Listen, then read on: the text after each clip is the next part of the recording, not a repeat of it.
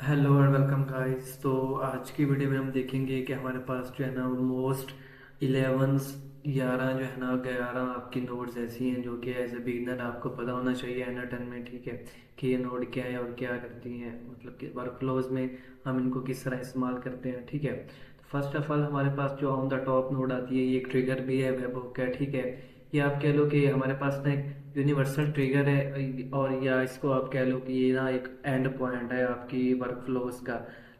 जब हम कोई भी ऑटोमेशन बनाते हैं ना नटन में, तो उसके लिए हमें एक ना डेडिकेटेड ट्रिगर की जरूरत होती है। ठीक है, तो वेबहुक ऐसा ट्रिगर है, ये आपके आपके लिए ना एक एपीआई एंड पॉइंट के तौर पर इस्तेमाल होता है। जब भी आप कोई एक्सटर्नल ऐप से आपकी जो है ना कोई भी आप कह लो कि आपको रिक्वेस्ट आती है, ठीक है, थ्रू अ यूनिक यूआरएल, जो कि हम ये हमारे सामने यूआरएल है, इसका यूज़ करते हुए हम हमें कोई भी रिक्वेस्ट जिस तरह हमारे पास कोई एक्शन होता है कि कोई फॉर्म सबमिशन हो रहा है या फिर आपकी कोई पेमेंट जो आपको रिसीव हो रही है या आपने पेमेंट सेंड की है। ठीक है, तो ऑटोमेटिकली ये ट्रिगर जो वेबहुक है ना, ये ऑटोमेटिकली एक एंड पॉइंट के तौर पर हमारा जो है ना वो एग्जीक्यूट होता है। ठीक है, और ये कह लो कि थर्ड पार्टीज के लिए कोई जब हमने कोई डाटा सेंड करना हो या कोई डाटा उनसे रिसीव करना हो या कोई हमने एक्शन क्रिएट करना हो थ्रू पोस्ट, ठीक है, तो उसके लिए ये बड़ा इसेंशियल है। उसके लिए हमें कोई डेडिकेटेड, इसके अलावा किसी और कह लो कि आप लोग हमें ट्रिगर की ज़रूरत नहीं पड़ती। तो ये एक ना वेबहुक जो है ये मोस्ट आप कह लो कि मेन हमारे एनाटन में मेन मोस्टली जो है ना एनाटन हो चाहे मेक डॉट कॉम हो या जेपियर हो। ठीक है, तो वेब हुक जो है ना चाहे जीएचएल जिधर भी हो, वेब हुक जो है उनकी मोस्ट आप कह लो कि एक एंड पॉइंट है आपके एपीआई का, कि जिसके थ्रू आप कोई भी वर्क फ्लो जो है ना उसको एग्जीक्यूट करवा सकते हो। ठीक है, तो इसमें हमारे पास कुछ एक्शन आते हैं, हमारे पास गेट है, डिलीट है, हेड है, पैच है, पोस्ट है, पुट। इसके लिए मैंने एक डिटेल वीडियो बनाई हुई है, उसका लिंक मैं डिस्क्रिप्शन में डाल दूंगा। ठीक है, तो आपने वो वाली वीडियो जो है ना उसको देख लेना है। अभी गेट क्या करता है, पोस्ट क्या करता है, और हमारे पास पुट के पास हल्का सा ओवरव्यू मैं दे देता हूँ। हमारे पास डिलीट डिलीट के लिए होता है, गेट कोई डिटेल्स हमने बस फेच करनी है। ठीक है, पैच हमारे पास क्या है, पार्टिकुलरली जो है ना वो एक किसी एक कह लो कि टेबल में से किसी स्पेसिफिक का डाटा अपडेट करेगा, जबकि पुट जो है वो ओवरऑल हमारा जो सारा डाटा है उसको अपडेट करेगा। और पोस्ट क्या करेगा कि जहाँ वहाँ पे जाके एक न्यू टेबल क्रिएट कर देगा। ठीक है, ये देन इसके पास हमारे पास जो है इसकी ये पाथ है, और ये अथेंटिकेशन में हम उसकी अथेंटिकेशन प्रोवाइड कर सकते हैं। और ये रिस्पॉन्ड है हमारे पास कि इसका रिस्पॉन्ड इमीडिएटली हो जिस तरह नोड एग्जीक्यूट हो, या फिर आपकी लास्ट नोड जब फिनिश हो जाए उसके बाद आपकी जो एग्जीक्यूशन जो है वो वेबहुक जो है रिस्पॉन्ड जाए, या फिर इसके हम अनदर नोड इस्तेमाल करते हैं रिस्पॉन्ड टू वेबहुक, या फिर हम स्ट्रीमिंग जो जो हमारी नोड एग्जीक्यूट हो रही है ना, हम वही वाला डाटा जो है ना वो फौरन ही हम जो है वो नेक्स्ट जो है ना वो आप वॉइस एजेंट या जो भी आप जहाँ पे आपका वेबहुक जो है लगा हुआ है वहाँ पे डाटा को ट्रांसफर कर सकते हैं। ठीक है, तो ये हमारे पास वेबहुक थी। एंड नेक्स्ट हमारे पास दूसरी नोड है कि H T T P request है। ठीक है, तो ये और तकरीबन वेबहुक आप कह लो कि इनकी फंक्शनैलिटीज मिलती जुलती हैं।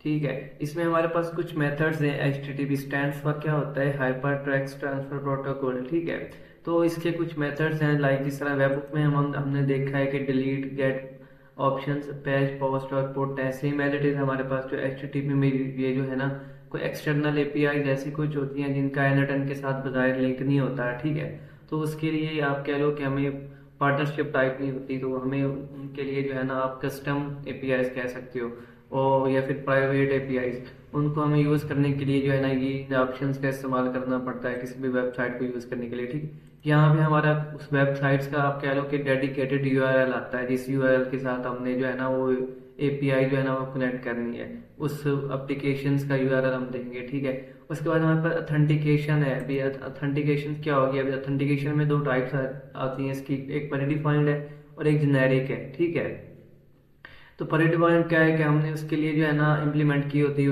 उसकी ऑथ। ठीक है, और उसके लिए हमें मैनुअली कोई जरूरत नहीं होती है। और जो हमारे पास जेनेरिक क्रेडेंशियल्स टाइप है उसके लिए हम वो फुली कस्टमाइज होता है। ठीक है, और हम उसमें हम बेसिक हेडर और उसकी जो है ना वो आप कह लो कि ऑथ को हम खुद सेलेक्ट कर सकते हैं। इसके बाद हमारे पास नेक्स्ट आते हैं, ये तीन मेन होते हैं हमारे पास आईसीटीवी में। सेंड क्यूरी पैरामीटर्स हैं, सेंड हेडर्स है, या फिर सेंड सेंड बॉडी है। ठीक है, सेंड क्यूरी पैरामीटर्स में हम क्या करते होते हैं, अगर हम इसको यस करते हैं तो यूजिंग फाइंड बिलो में जिस तरह हम इसका हम बैरियर बनाते हैं कि जब हमने कोई आप कह लो कि एपीआई देनी होती है बैरियर होता है। ठीक है, या फिर कंटेंट टाइप हम जेसन डाल देते हैं, ठीक है। इस तरह ये हमारे पास क्वेरी पैरामीटर्स काम करते हैं।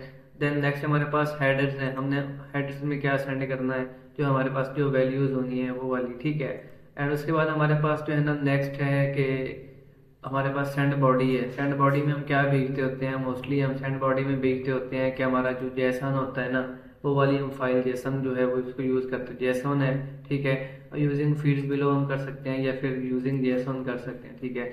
यहाँ पे हम कोई वैल्यू को जो है ना वो डाल सकते हैं, ये वैल्यू जो है ना ये वैल्यूज हम सेंड करना चाह रहे हैं आपके बॉडी में, ठीक है।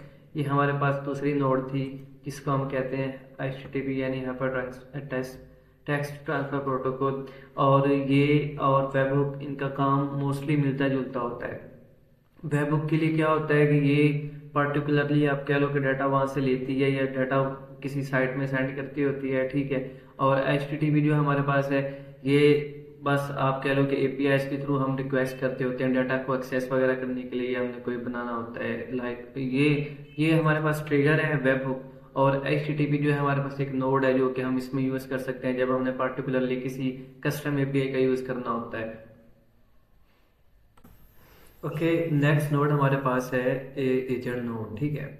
तो ये नोड हमारे पास क्या करती है कि हम जब वर्कफ्लो में डिसीजंस लेके आते हैं ना, जैसे हमने अपॉइंटमेंट बुक करनी होती है या हमने उसी टाइम फॉलो अप का मेल करना होता है या फिर हमने कंफर्मेशन मेल करनी होती है, हमने डाटाबेस में डाटा को सेव करना होता है, तो उसके लिए हम एजेंट का यूज़ करते हैं, ठीक है। तो एजेंट में अब मैं आपको बताता हूँ, एजेंट में हमारे पास क्या होता है कि लाइक एक तो हमारे पास प्रॉम्प्ट होती है जो कि हमें सिस्टम से पीछे से डाटा आ रहा होता है, उसको हम यूजर प्रॉम्प्ट कहते हैं। और हम उसको रिस्ट्रिक्शन थोड़ी इंस्ट्रक्शंस देते हैं, ठीक है, इंस्ट्रक्शंस देते हैं जिनको फॉलो करते हुए एजेंट जो है ना वो स्पेसिफिक टास्क को परफॉर्म करता है, ठीक है। तो यहाँ पे हमारे पास एक तो जो पीछे से आ रही होती है ना कनेक्टेड चैट से, जैसन चैट इनपुट जो आ रही है ये हमारे पास कनेक्टेड है क्योंकि प्रीवियस डाटा आ रहा है, ठीक है। और ये हमारे पास डिफाइन फ्लो में हम उसको स्पेसिफिक डाटा देते हैं, हमारे पीछे जो डाटा आ रहा है उसमें से डाटा उठा उठा के भी आपको ये डाटा मिलेगा, आपने इसके हिसाब से ये एक्शन परफॉर्म करना है, ठीक है। देन नेक्स्ट हमारे पास जो है इसमें जो है आप कह लो कि आता है सिस्टम मैसेज है, ठीक है, मोस्ट जो है जिसमें हम क्या करते हैं कि उसको एक प्रॉपर प्रॉम्प्ट देते हैं, जिस प्रॉम्प्ट को वो फॉलो करता है और वो फॉलो करके जो है ना वो कोई टास्क है उसको एग्जीक्यूट करवाता है, ठीक है। तो ये स्पेसिफिक आउटपुट फॉर्मेट हम उसको देते हैं जेसन में भी कि आपने ये काम आपको जो है ना स्पेसिफिक ये काम आपने करना है आउटपुट पार्सर लगा के। और लाइक जेसन जेसन में हम उसको पार्सर प्रोवाइड करते हैं डाटा। और ये फॉल बैक मॉडल है कि आपने मतलब कहाँ पे आपको अगर जो एडिशनल लैंग्वेज मॉडल जो है उसको हमने यूज़ करना है अपने इस एजेंट के साथ, ठीक है। नेक्स्ट अब इसके बाद हमारे पास की जो आप कह लो कि आउटपुट पार्सर हमने वहां से ऑन किया है, ठीक है। इसमें हम स्पेसिफिक पार्सर देंगे, ये चैट मॉडल है। यहाँ पे हम एजेंट का ब्रेन जो है उसको सेट करते हैं, ठीक है। हमारे पास जो आप कह लो ये मुख्तलिफ LLMs के ब्रेन पड़े हुए हैं, ये एंट्रोपिक का जो है सारा कुछ है। जो मोस्टली यूज करते हैं वो ओपन एआई चैट मॉडल जो हम यूज करते होते हैं, ठीक है। जो क्या एक आप कह लो कि LLM है जिसका यूज करते हुए हम जो है ना लाइक कोई भी टास्क परफॉर्म करते हैं, अपने एजेंट को ब्रेन देते हैं, ठीक है। तो ये हो गया। देन नेक्स्ट हमारे पास जो इसमें आता है मेमोरी है, या मीन्स हमने अपने एजेंट की याददाश्त है उसको स्टोर करवाना है, भी वो कितनी चैट को स्टोर करेगा, या तो फिर वो रैक बेस पे हम दे सकते हैं, ठीक है। नहीं तो फिर हम उसको ये सिंपल मेमोरी देते हैं, इसमें हम उसको ना लास्ट आप कह लो कि जो चैट्स हैं वो हम बताते हैं भी आपने इतनी जो है ना उनको रिमेम्बर रखना है, 5 है, 10 है, 100 है, ठीक है। उन नोट्स उन चैट्स को देखते हुए ना उन कन्वर्सेशन को देखते हुए एजेंट जो है वो रिमेम्बरेंस के साथ वर्कफ्लो जो है ना वो परफॉर्म करता है। नेक्स्ट हमारे पास टूल है, ठीक है। टूल में हम उसके साथ कोई भी चीज़ कनेक्ट करते हैं, लाइक हमने कोई ट्रैवल से कोई आप कह लो कि रिसर्च करवानी है किसी रेलिवेंट टैग्स के लिए, या फिर हमने लाइक जीमेल करना है, जीमेल नोड लगाते हैं हम, ठीक है। हमने जीमेल के लिए कोई करना है या फिर हमने कैलेंडर के लिए बुक करना है, ठीक है। ये सारा कुछ जो है ना मैं नेक्स्ट वीडियो लेके आऊँगा एजेंट में, उसमें हम इसको जो है ना वो डिटेल के साथ एक्सप्लेन करेंगे। तो ये हमारी थी एजेंट नोड, ठीक है। नेक्स्ट हमारी नोड देन नेक्स्ट हमारे पास तीसरे नंबर पे है कि मोस्ट नोड जो हम यूज़ करते हैं कोड इन जावास्क्रिप्ट या कोड इन पाइथन। इसको हम क्यों यूज़ करते होते हैं कि हमने कोई एक आप कह लो कि स्पेसिफिक डिटेल्स हमने गेट करनी है जो कि हमें नोड में प्रॉब्लम्स आ रही है कि हमारे पास रॉ डाटा आ रहा है, ठीक है, और हम उसको फिल्टर नहीं कर पा रहे या हमें जो डिजायर्ड इसके आउटपुट्स हैं वो हमें नहीं मिल रहे। Sorry inputs. तो उसके लिए हम क्या करते हैं कि हम कोड नोड का इस्तेमाल करते हैं, ठीक है। और ये कोड नोड क्या करता है, ये बेसिकली आप कह लो कि ये कोड नोड्स आप जो है ना, ये आप हमें स्पेसिफिक हमारी जो है वो प्रोवाइड कर देते हैं, जो हमने आउटपुट लेनी होती है, ठीक है।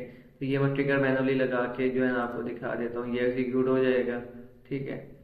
और जो है ना, ये हमारे पास आप कह लो कि अब ये एग्जीक्यूट हो गया हमारे पास।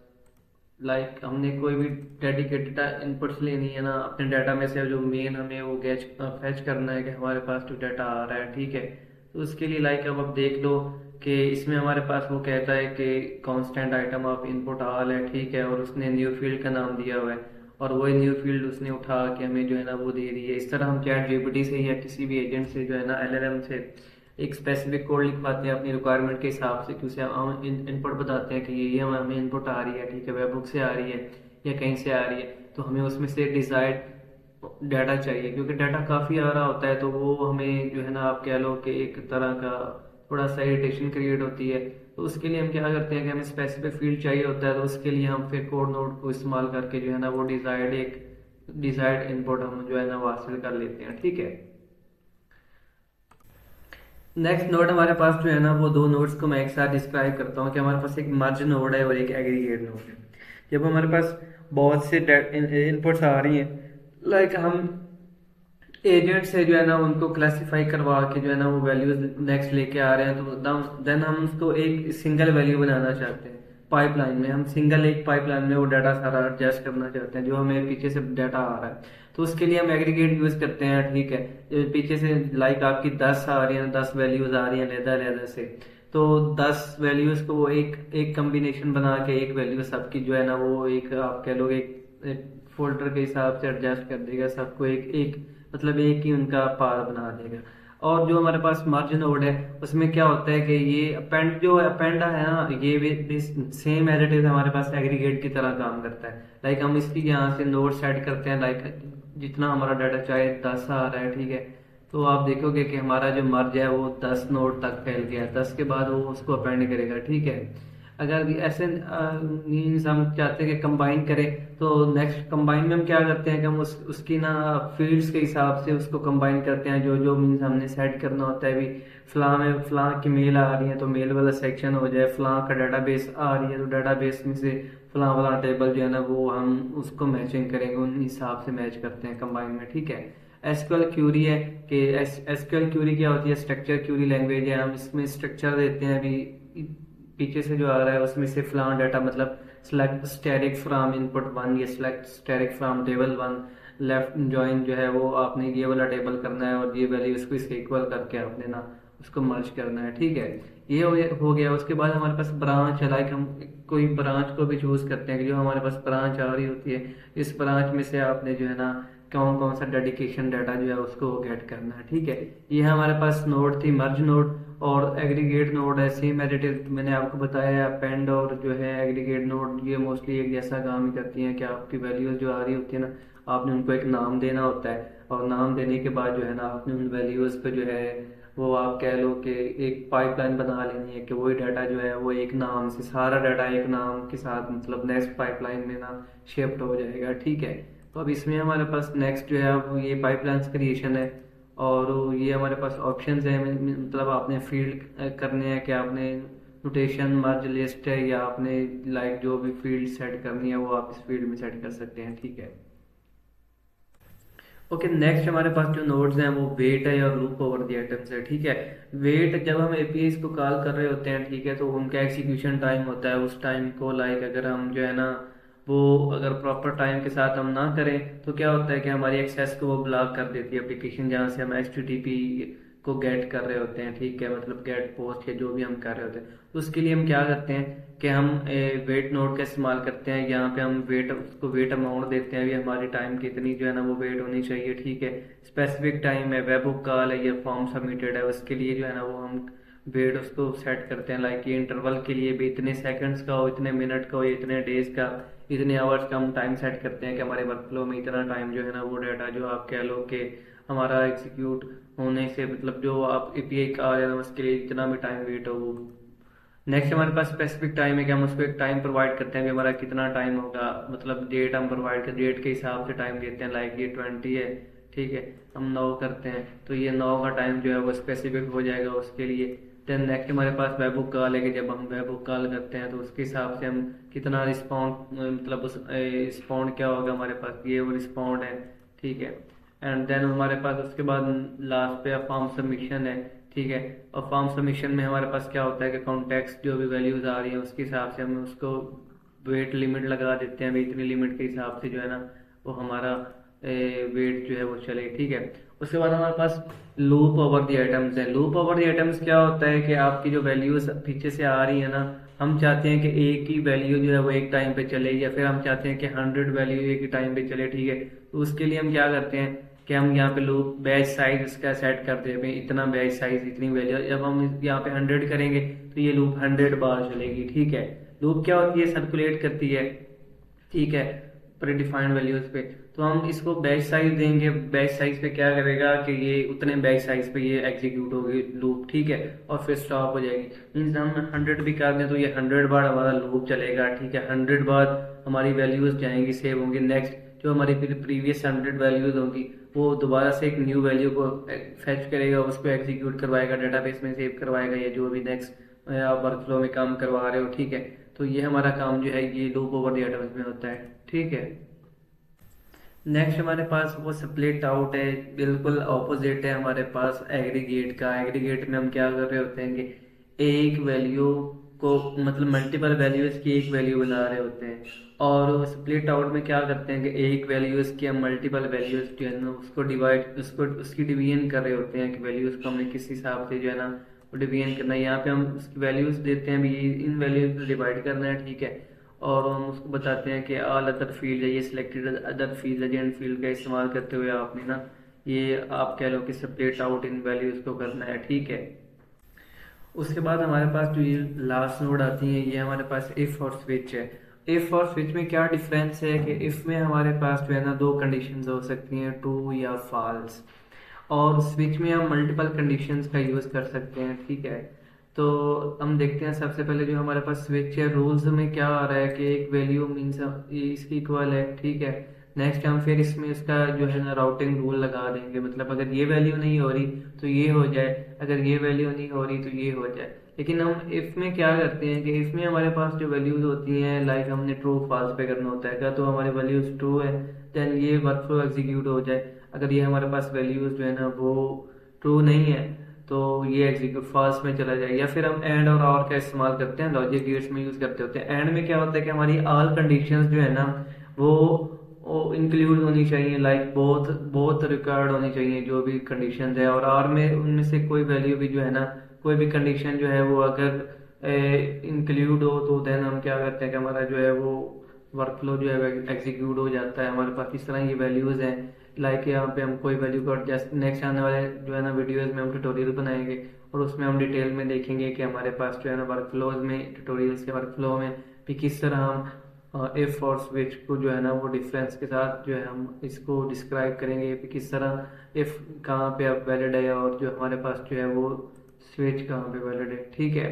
तो ये हमारी नोट्स थी, ठीक है, जिनको हमने थोड़ा टाइम में डिस्क्राइब करा है। और नेक्स्ट आने वाली वीडियो में हम इंशाल्लाह जो है ना इन सारी नोट्स का इस्तेमाल करते हुए वर्कफ्लो की तरफ जाएंगे। उनसे पहले भी मैं चाह रहा हूँ कि मैं हर एक वीडियो पे, हर एक नोड पे जो है ना ये जो मेन नोड्स हैं इन पे एक वीडियो लेके आऊँ, ठीक है, जो कि फुली डिटेल हो, ताकि आपको फुल डिटेल मिल सके भी ये नोड क्या करती है और हम किस तरह इसको इम्प्लीमेंट करते हैं अपने वर्क फ्लो में, ठीक है।